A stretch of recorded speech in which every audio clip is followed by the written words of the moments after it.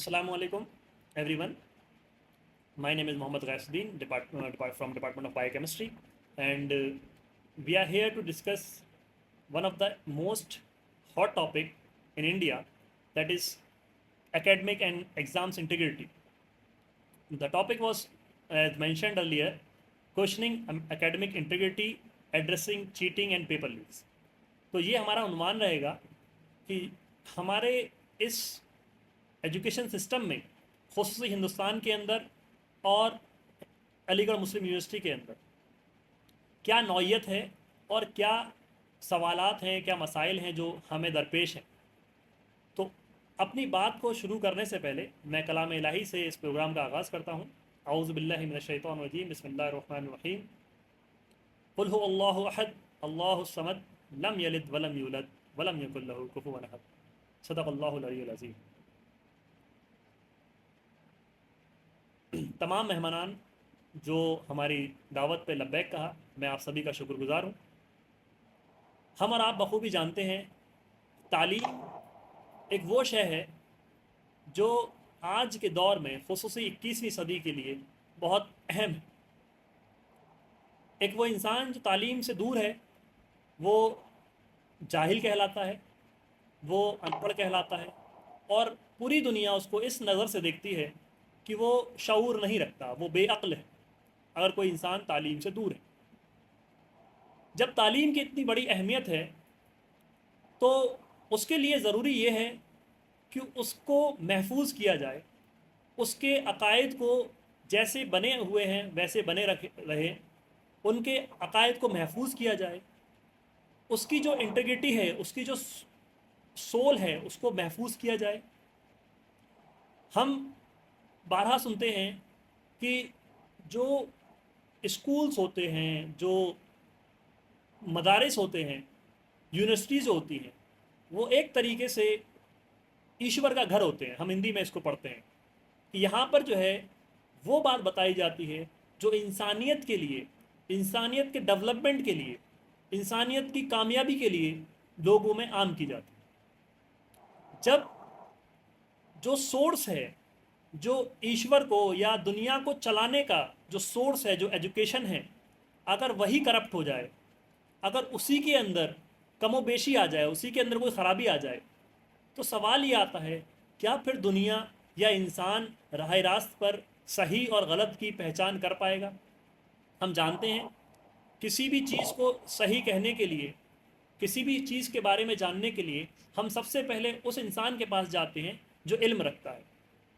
अगर हमें कोई मसला दरपेश होता है तो हम ऐसी शख्सियत को ढूंढते हैं जो उस फील्ड में, उस इल्म का माहिर हो, और हम उस माहिर के पास जाते हैं और उससे तब मुतालबा करते हैं, तब पूछते हैं उससे। फ़र्ज़ कीजिए कि अगर वो जो माहिर है वो गलत तरीके से आया, वो माहिर है वो करप्ट तरीके से आया, तो क्या उसकी महारत पे, क्या उसकी सलाहियतों पे एतबार किया जा सकता है। तो जब उसकी सलाहियत पे एतबार नहीं किया जा सकता तो हम किसके पास फिर जाएंगे, किसको ये मानेंगे कि ये बाइल्म है और ये बेइल्म है। इन्हीं सारे सवालों के साथ में हम अपने इस पैनल डिस्कशन को ओपन करते हैं, और मैं सबसे पहले हमारे नौ मुंतखब रिसर्च स्कॉलर जो हाल ही में department of faculty of social science से जिनका ताल्लुक़ है और ह्यूमन राइट्स पे इंशाल्लाह ये रिसर्च करेंगे, ब्रदर अरीब अहमद, मैं इनसे दरख्वास्त करूँगा कि चंद बात ये एजुकेशन की इम्पोर्टेंस, स्पेशली हायर एजुकेशन की इम्पोर्टेंस के मुतालिक कुछ बात कहें, तो फिर उसके बाद हम अपने डिस्कशन को कंटिन्यू करेंगे। Assalamu alaikum everyone. Thank you guys for having me here. As I was talking about education and the importance of education and higher education, मैं अपनी बात स्टार्ट करूंगा इस स्टेटमेंट से दैट जिस तरीके से इंडियन कल्चर में एजुकेशन और इल्म को तरजीह दी गई है, उस हिसाब से अगर हम देखें तो education is sacred. Indian culture में अक्सर ये बात कही जाती है कि एजुकेशन और जो इल्म है ये गॉड का इनकारनेशन है, ये एक तरीके से सीक्रेट कीज है। और जो टॉपिक है आपका हमारा कि इसकी इंटेग्रिटी को मेंटेन करना कितना इम्पोर्टेंट है, वो कहीं न कहीं इस क्लेम पर कि एजुकेशन सेक्रेड है, इस पर एक काइंड ऑफ डिसेप्शन क्रिएट करता है, एक फ्रॉड क्रिएट करता है। I believe that we all know that education की इम्पोर्टेंस क्या है कि सोसाइटी में छोटे से छोटे तबके से बड़े तबके तक हर सोसाइटी के हर एक जो क्रेविसेस होते हैं सोसाइटी में, उस तक अगर हमें डेवलपमेंट पहुँचाना है, उस तक अगर हमें पनाह पहुँचानी है, उस तक अगर हमें एम्पावरमेंट पहुँचाना है या एजेंसी एनहांस करनी है, तो obviously education plays a very important part. But cheating, paper leaks, इस पर तो हम बाद में आएँगे। आई वुड से दैट जो टॉपिक है उसमें खास तौर पर तरजीह पेपर लीक और चीटिंग को ही है, लेकिन उससे पहले हमें ये बात समझनी पड़ेगी कि जो एजुकेशन का मयार है, वो not only in Aligarh Muslim university but in at the national level इस सारे फ्रॉड और डिसेप्शन से कहीं न कहीं वो खराब हो। अब मैं आई थिंक मेरे ख्याल से जहाँ तक बात एजुकेशन में चीटिंग की है, जहाँ तक बात पेपर लीक की है, तो ऑब्वियसली मैं थोड़ा लीगल पर्सपेक्टिव से बात करूँ क्योंकि मेरा सब्जेक्ट भी ह्यूमन राइट्स है। तो I believe obviously right to education है हमारे पास। वो ये हम लोगों को राइट देता है जो कि एक फंडामेंटल राइट है हमारा कि एजुकेशन सबको मिलनी चाहिए। But we see that such deception, such fraud, such scam ये हम लोगों से हमारे ये हक, ये हम लोगों से हमारे राइट्स ये हमसे छीन we see that someone who is preparing for any public exam, they are preparing day and night, they are working very hard, taking mental stroll, taking economic stroll, everything. और सिर्फ वो अकेले नहीं होते, एक स्टूडेंट जब पढ़ाई करता है तो उससे कई सारे लोग और जुड़े होते हैं, उनके पेरेंट्स जुड़े होते हैं, उनके सिबलिंग्स जुड़े होते हैं, कहीं न कहीं उनकी जो एक स्टूडेंट की जो जब वो पब्लिक डोमेन में जाएगा तो आने वाले वक़्त पर जिस भी डोमेन में वो काम करेगा उस डोमेन के लोग जुड़े होते हैं। और जहाँ तक बात इस चीज़ की है कि क्या ये जो जो भी स्कैम्स होते हैं ये इस सिर्फ एजुकेशन में सिर्फ स्टूडेंट पर को सिर्फ स्टूडेंट को वो पहुँचाते हैं स्टूडेंट को सिर्फ नुकसान होता है तो आई वुड से कि नो स्टूडेंट के साथ-साथ जितने भी लोग इस एक एजुकेशन के इस पूरे नेटवर्क से जुड़े होते हैं, पेरेंट्स हुए, सिबलिंग्स हुए, एवरीवन जो एक स्टूडेंट की ड्यूटी होती है जहाँ पर वो आगे जाकर जब एजुकेशन पा लेगा, अपना पूरा एजुकेशन कंप्लीट कर लेगा, और वो अपनी ड्यूटीज़ को सर्व करने के लिए, इस नेशन को सर्व करने के लिए, सोसाइटी को सर्व करने के लिए जब पब्लिक डोमेन में आएगा, तो कहीं न कहीं वो उस पूरे पब्लिक डोमेन, उस पूरे नेशन, उस पूरी सोसाइटी के साथ एक फ्रॉड जहाँ तक लीगल पर्सपेक्टिव की बात है उसमें हमारे पास अभी एक लॉ आया है उस पर मेरे ख्याल में आगे हम इंशाल्लाह बात करेंगे बट अभी के लिए बहुत शुक्रिया आरिफ भाई अपने ख्यालात का इजहार करने के लिए। ईज़ान भाई मैं इसी बात से आगे कंटिन्यू करूँगा जैसे आरिफ भाई ने बताया कि जिससे नुकसानात जिन लोगों के हो रहे हैं, एक तो तालिब इल्म खुद और उसके साथ में जुड़े हुए उसके अहल वयाल, उसके भाई बहन और उसके ऐसे हमने ऐसे भी मुआशरे देखे हैं जहाँ पर एक गांव से एक नौजवान आता है अपनी पढ़ाई लिखाई के लिए बहुत ज़्यादा सिंसियर होता है और उसका ये एम होता है कि वो अपने गांव को अपने इलाके को दुरुस्त करेगा, अपने गांव के अंदर पढ़ाई लिखाई को प्रमोट करेगा। जब उसके साथ ये फ्रॉड हो जाता है या वो इस अपने मकसद में फेल हो जाता है तो फिर वो इलाका भी वहीं का वहीं एज इट इज़ रह जाता है। तो ये तो हमने नुकसान देख लिया। सवाल ये आता है क्योंकि टॉपिक छिड़ चुका है, आरिफ भाई ने इसको मेंशन कर दिया है कि कौन वो लोग हैं जिनको बेनिफिट होता है इससे। हु आर दोस्त जिनको बेनिफिट होता है पेपर लीक करने से, या जिनको इसकी सबसे ज़्यादा एडवांटेज है, कौन कौन वो लोग हो सकते हैं। तो इस पर अगर आप थोड़ी सी बात कहें कि वो बेनिफिशरीज कौन है जिसको बेनिफिट होगा। Assalamualaikum. Thank you so much for giving me this platform to speak. And as much as I understand, your question is that what kind of people exactly do benefit from such kind of fraudulence and when integrity is compromised, right? So, in my opinion, I believe those who are already privileged and those who actually do not even need that thing, they can pay lakhs of rupees, they can do certain things with that money as well.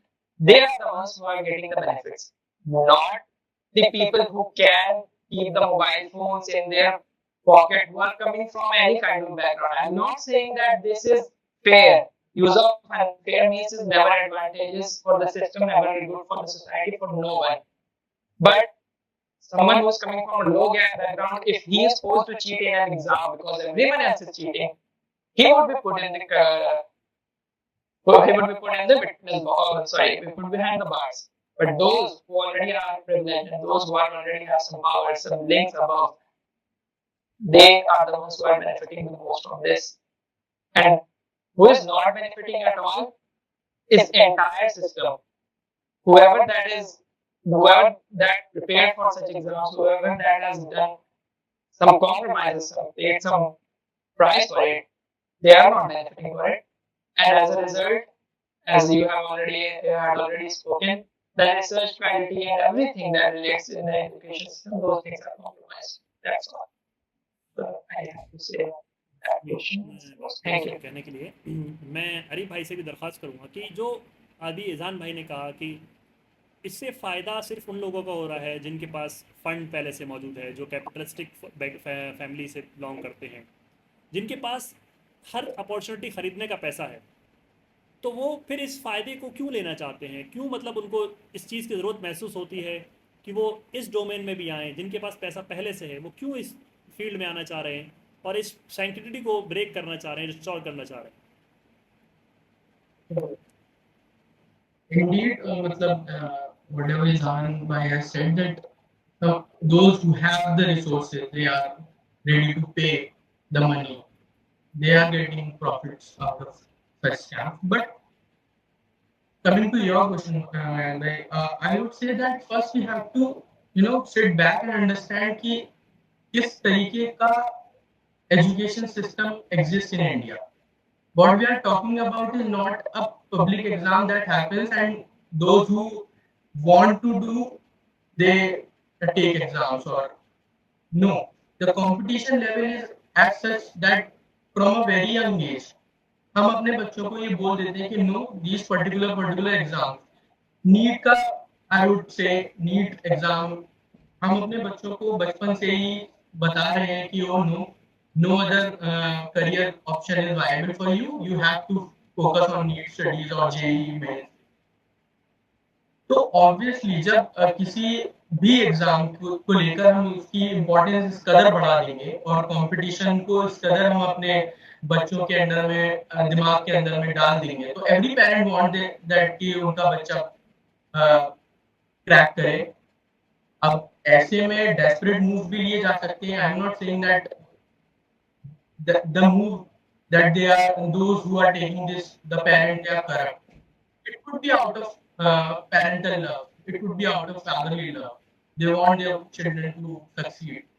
So we have to understand कि किस तरीके का competition और किस तरीके की child psychology develop हो रही है. मैं जो है अगले इसी बात को कंटिन्यू करूँगा. लाइक जैसे अब ये बात तो आ रही है कि लोग जो पैसे वाले हैं वो फ़ायदा उठा रहे हैं, वो पेपर को मतलब लीक करने में या उसका फ़ायदा. मैं अपने बड़े भाई आकिब भाई से ये जानना चाहूँगा कि क्या सिर्फ स्टूडेंट ही रेस्पॉन्सिबल है पेपर लीक के लिए, या जिनके पास पैसा है वो जो है, अगर कोई स्टूडेंट पेपर लीक या उसके पास पेपर पहुँचता है तो क्या आउट ऑफ नोवेयर पहुँच जा रहा है, या कोई एक प्रॉपर चैनल है, कोई एक एक्चुअल में वे है जिसके थ्रू उस तक पेपर पहुँच रहा है? इस पे अगर आप कुछ बात करें. पेपर लीक जो पहुंच रहा है स्टूडेंट्स तक, इसमें खाली एजेंसी को रिस्पॉन्सिबिलिटी लेना सही नहीं होगा, क्योंकि एजेंसीज जो होती हैं उनको बनाने वाला भी एक इंस्टीट्यूशन होता है.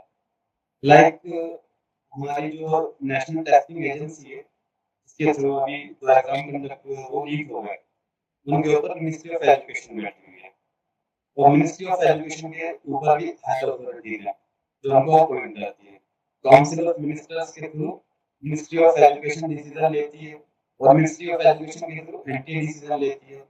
तो चीजें जब तक ऊपर की तरफ से गड़बड़ नहीं होंगी, नीचे तक नहीं जाएंगी, एक पूरा चैन सिस्टम होता है कि आम आदमी तक पेपर नहीं पहुंचता है। पहली बात तो यह है कि पेपर वही लोग ले पाते हैं जिनके पास इतने फाइनेंशियल रिसोर्सेज होते हैं। जो अभी आपने सुना होगा नीट का पेपर लीक हुआ है, तो 40 लाख रुपए में पेपर बिक रहा था।